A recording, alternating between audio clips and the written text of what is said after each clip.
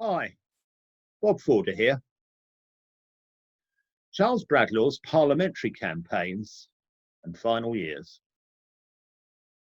In 1868, Bradlaugh first stood as a candidate in the two-member Northampton constituency in the wake of the 1867 Reform Act. It may seem odd that Bradlaugh moved out of London, but there were reasons. Northampton was a radical place and was well known as a town of shoemakers. Shoemakers always seem to be radicals. In general, they were self-employed artisans with some property, and therefore many qualified for the vote in days when less than half all men did. In 1867, Bradlaugh finished in 5th place, but decided to persist. He returned in 1874 and lost again. In 1880, he returned, but this time was adopted by the Liberal Party as one of their candidates, the other being Henry Labouchere. Labouchere finished at the head of the poll. Bradlaugh was second and was therefore duly elected as Northampton's junior member. Bradlaugh turned up in Westminster under the impression that he could make a secular affirmation rather than taking the oath to God and the Queen, neither of whom he believed in. This was because secular affirmation was already legal in the courts. The Speaker, Sir Henry Brand, was unsure of his ground and put the issue to the House. The House decided that affirmation was not in order, so Bradlaugh prepared to take the oath. He thought his seat in Parliament more important than words that carried no meaning to him. A group of Conservatives objected on the grounds that Bradlaugh was an atheist. The recent 1877 Knowlton pamphlet trial cannot have helped his case. Those objecting included Randolph Churchill, who, along with a group of other Conservatives, saw this as an opportunity of embarrassing the pious Liberal Prime Minister, William Gladstone. The Speaker ruled in their favour, and Bradlaugh was effectively banned from taking his seat. For the next few years, Bradlaugh fought for the right to take the oath and hence his seat.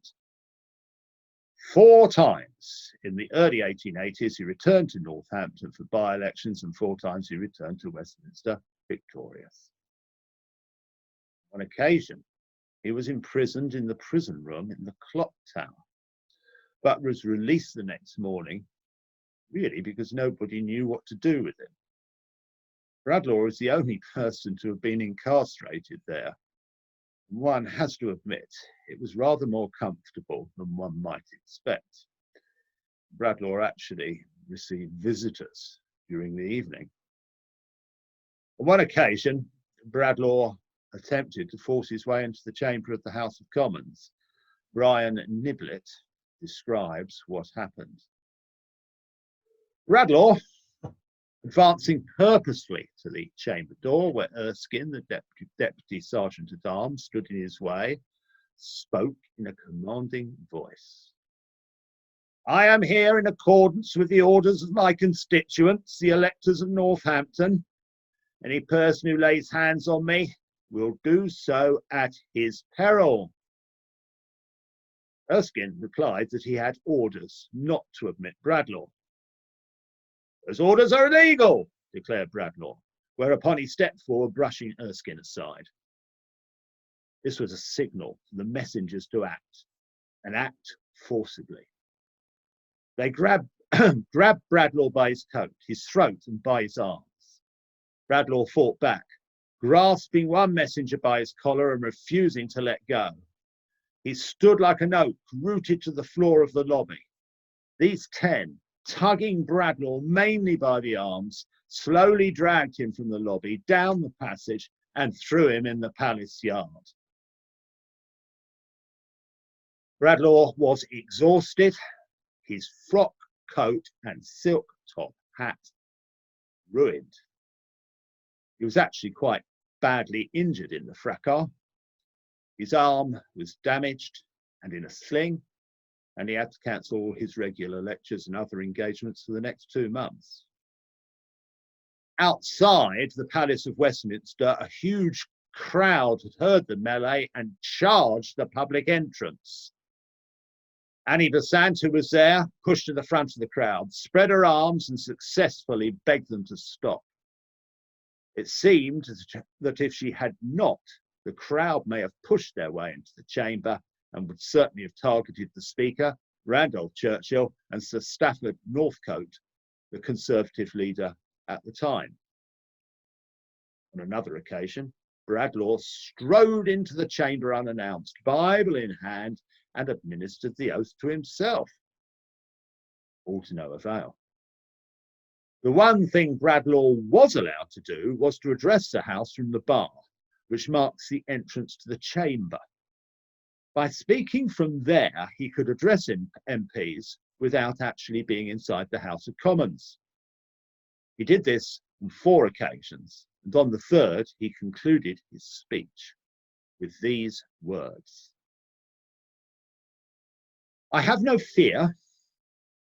If I am not fit for my constituents, they shall dismiss me. But you never shall. The grave alone shall make me yield." The aspiring artist Walter Sickert painted the scene. This huge, magnificent portrait, the largest piece of work that Sickert ever completed, entitled Bradlaugh at the Bar of the House of Commons, now hangs in the Manchester Art Gallery. Throughout this period, Bradlaugh was involved in court cases where he always defended himself. One of his opponent's tactics was to break him financially. A particular issue was the fact that Bradlaugh had actually voted in 3 parliamentary divisions in 1883, while his membership of the House of Commons was in dispute. For his troubles, he was fined and attempts were made to sue. Lengthy court cases followed, and although he generally won, they involved huge time and effort and few expenses were ever recovered. At the end of 1885, there was a general election, and again Bradlaugh was elected in Northampton. A new speaker, Arthur Peel, was elected, who on taking the chair made a dramatic and unexpected statement. "I have no authority, no right, original or delegated, to interfere between an honourable member and his taking of the oath." Bradlaugh took the oath, and with it, his seat. The Bradlaugh case made a field day for the cartoonists. Here's one of my favourites, and that's Randolph Churchill with the rather extravagant moustache in the foreground. In the 5 years that followed, Bradlaugh earned himself the reputation of being a hard-working, dedicated MP.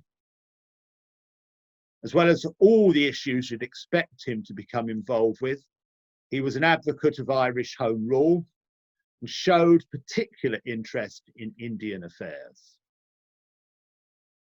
On the 21st of August, 1888, at a meeting in the Northampton Town Hall, 2 eminent Indians, Dababhai Nairoji and W.C. Bonaget, asked the packed meeting if they, as Bradlaugh's constituents, would approve his carrying the title member for India.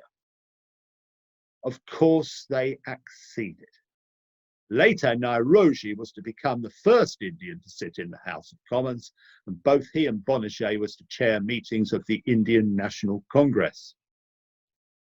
And here we have an image of Nairoji in 1892.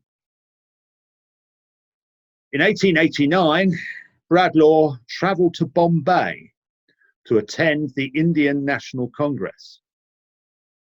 He was feted as a hero and given the honour of making the closing speech at the Congress. I would say to you men with race, tradition, caste views and religious differences, that in an empire like ours, that we should seek and have equality before the law for all, equality of expression for all, penalty on none, favouritism for none. Major issue for Bradlaugh was to return to the issues of an Affirmation Bill.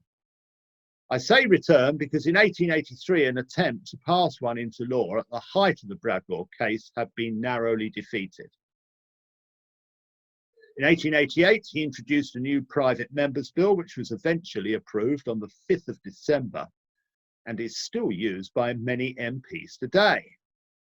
It's worth noting that the affirmation still includes the requirement on MPs to swear allegiance to the Queen. In recent years, some have been prefacing the required statement, making it clear that they believe their duty is to their constituents. The bill provoked little opposition, not even from the bishop's bench. It seemed that nobody wanted a repeat of what had gone before. Sadly, by the late 1880s, Bradlaugh's health was in decline.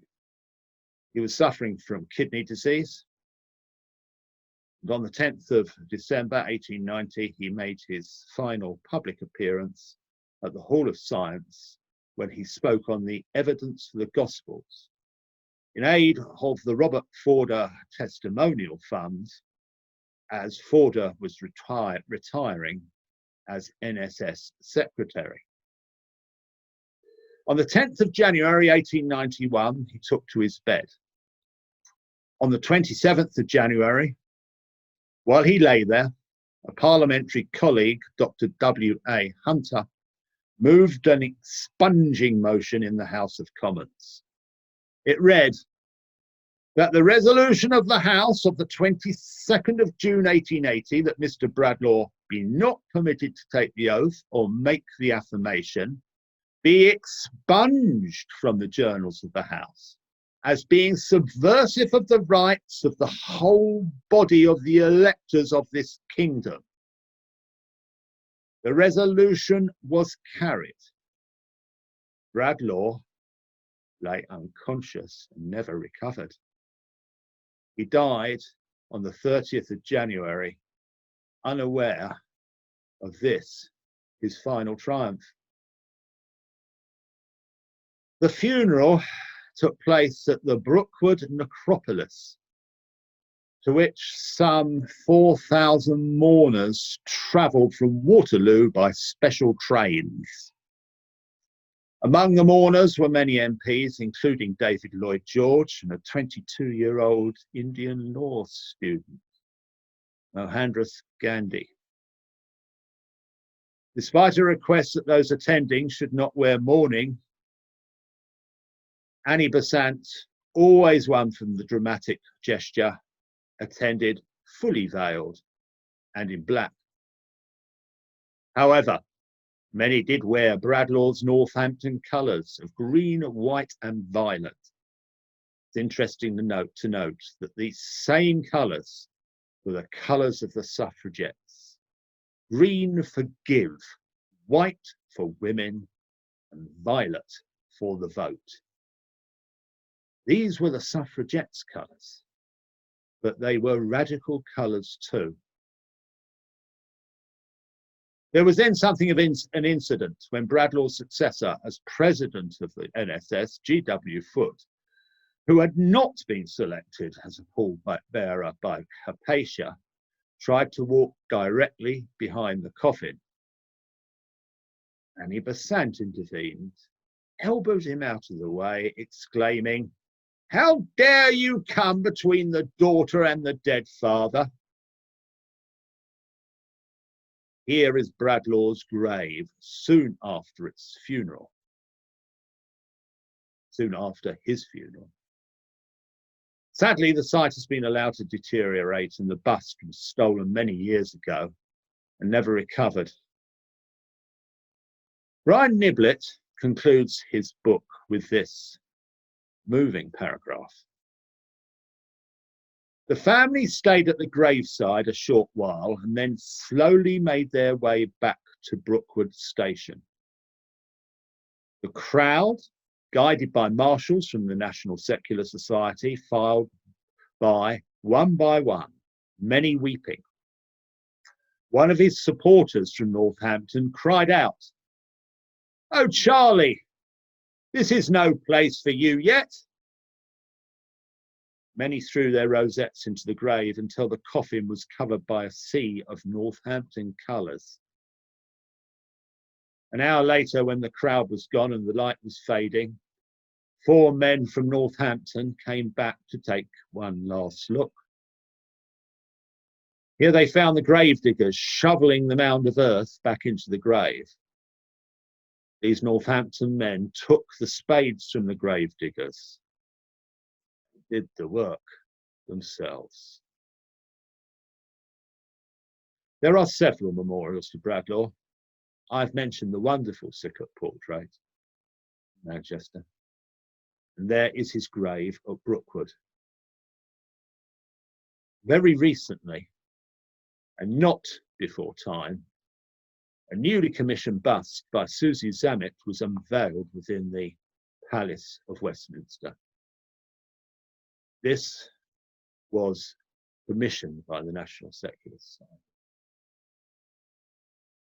There is also his statue, which stands in Abingdon Square, Northampton, which was unveiled in 1894. Thank you for listening. You can contact me through my email address, r.w.forder@btinternet.com.